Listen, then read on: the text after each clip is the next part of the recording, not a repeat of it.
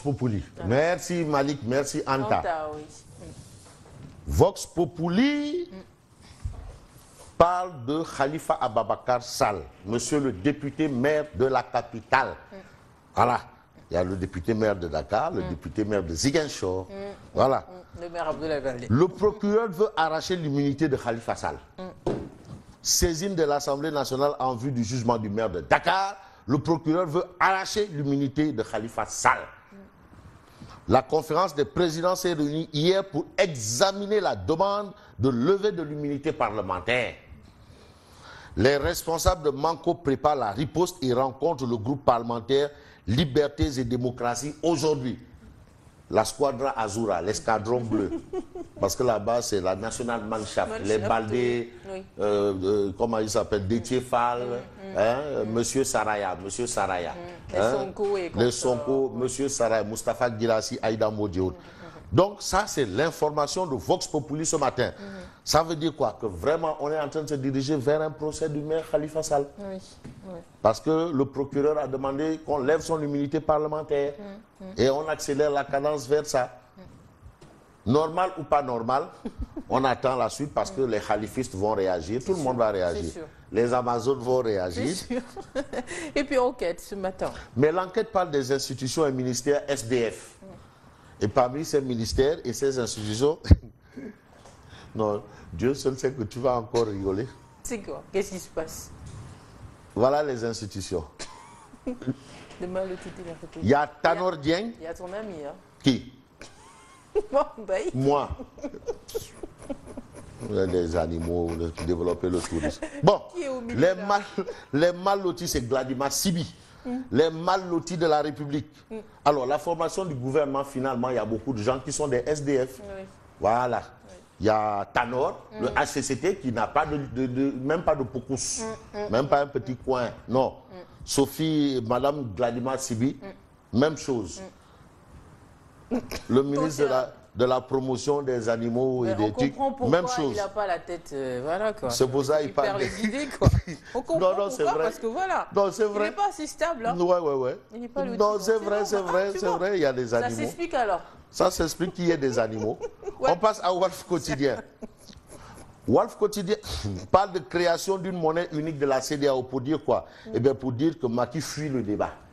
Parce que le débat devait se tenir à Niamey, mais Macky a sauté tout. Il a Niamey, Afrique du Sud, d'accord, partout, d'accord, Niamey, parce qu'il y a le débat sur la monnaie unique de la CEDEAO.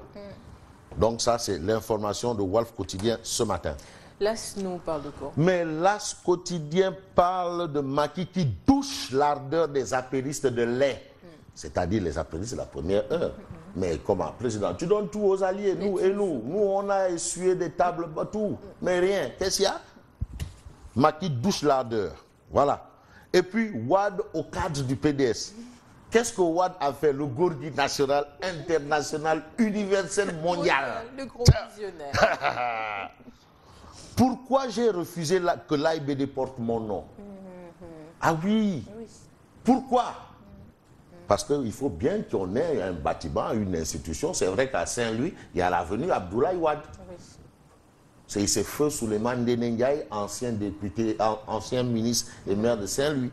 Mais Wade a droit à ça. C'est le père de la démocratie en Afrique. C'est un opposant indomptable de son temps. Ah oui. Président visionnaire. Bien sûr. Oui. Donc, pourquoi j'ai refusé que l'AIBD porte mon nom? Ça, ce sont les explications de Wade. Et puis, direction du Parti Socialiste, Barthélémy Diaz menace de destituer Tanor le 2 novembre. D'autres informations de l'As Quotidien. Ce sera bientôt. L'Observateur. Alors, l'Observateur, l'Obs est avec le docteur Cheikh Kanté. Chaque jour, Kanté, c'est l'enfant du diable. Kanté, il mérite Safara. Il faut voir Safara.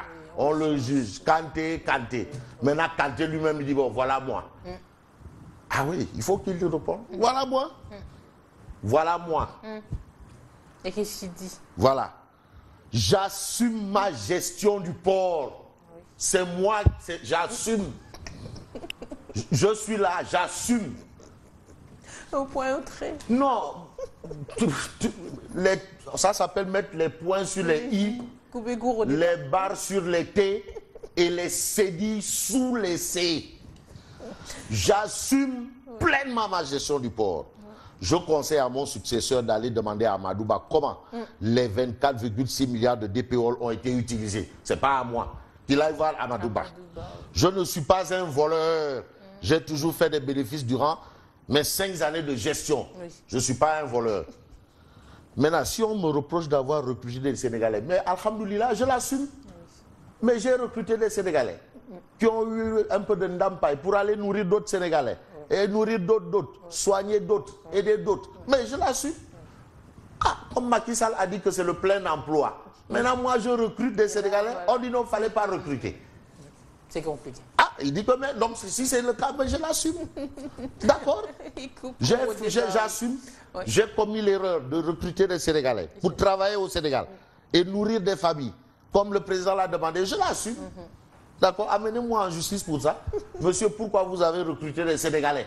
Et je vais expliquer, j'ai recruté des Sénégalais. Oui. Oui, c'est un crime. Oui. Maintenant, c'est un crime de recruter des gens. Apparemment. Au moment où il n'y a pas de boulot. Apparemment. Mais on reproche à des gens de recruter d'autres personnes. Ah, moi, qu'ici, Bougane Gueye peut recruter 1000 personnes ici, je vais applaudir des deux. Parce qu'il aide son pays. À la bonne heure. Ah oui, recruter des gens, c'est diminuer la pauvreté. Bien sûr. Mais pourquoi est-ce que recruter devient un crime? Oh non. Le quotidien. Mais démarrage des activités de Air Sénégal SA, Macky accélère le décollage. Ça, c'est à la une du quotidien, le quotidien. L'astre de Anne nous parle. L'astre de Anne parle de transport ferroviaire pour dire quoi? Eh bien, Macky Sall appelle l'Afrique à faire la révolution du chemin de fer. Au même moment, Dakar, Bamako ferroviaire est en train de mourir de sa belle mort. Voilà. Mais c'est pour reprendre l'adage qui dit nul n'est prophète chez soi. On va terminer.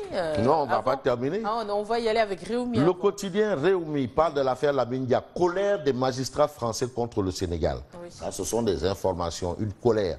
Colère noire, rouge ou colère d'Indien, en tout cas, il y a colère. On va terminer donc par le témoin. Le témoin quotidien parle d'un fait inédit, du jamais vu. Tu sais, le témoin, vraiment, il touche là où ça fait mal. Oui. Des 4x4, camions et motos sanitaires oubliés au moment où les gens sont en train de crever comme des mouches. Voilà, oui. Mais oubliés dans la nature, on laisse ça là-bas, on garde. Inédit du matos sans propriétaire à Fan. C'est à Fan ici, devant tout le monde. C'est là. Le matériel appartient à qui? C'est des 4x4.